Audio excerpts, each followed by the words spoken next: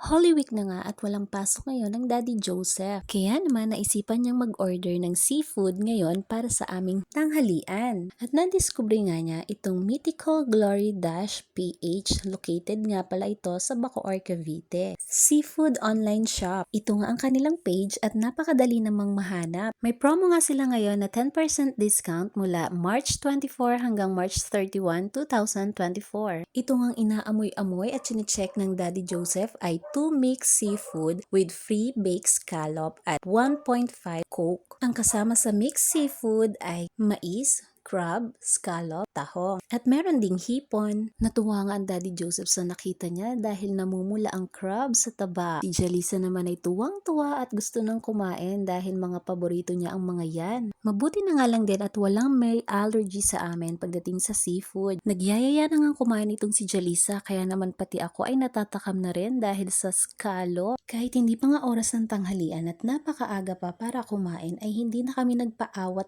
pa. Sinimula na nga ng aming prinsesa na kumain at ang inuna nga niya ay ang scallop. Kaya naman tignan natin kung papasa nga ba ang lasa.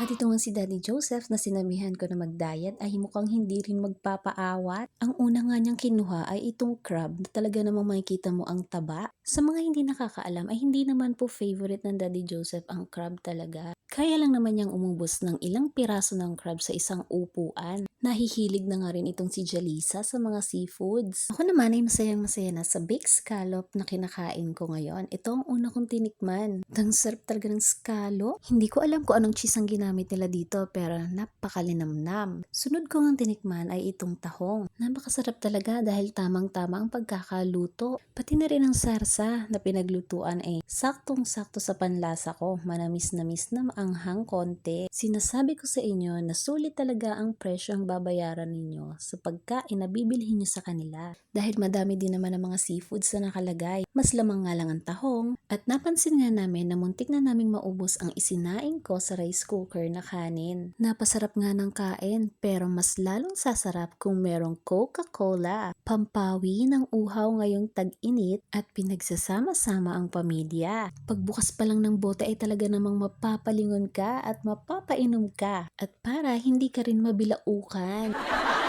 Pero sa totoo lang, lalong sumasarap ang kainan kapag may kapartner na Coke. Kaya naman sa Mythical Glory at sa Coca-Cola, baka naman. Dahil sa dami nga ng laman, isang seafood mix lang ang naubos namin dyan para sa aming tanghalian. Kita naman na simot talaga dahil sa sobrang sarap, itapon ng ayos ang pinagbalatan. Hanggang sa muli, salamat sa oras!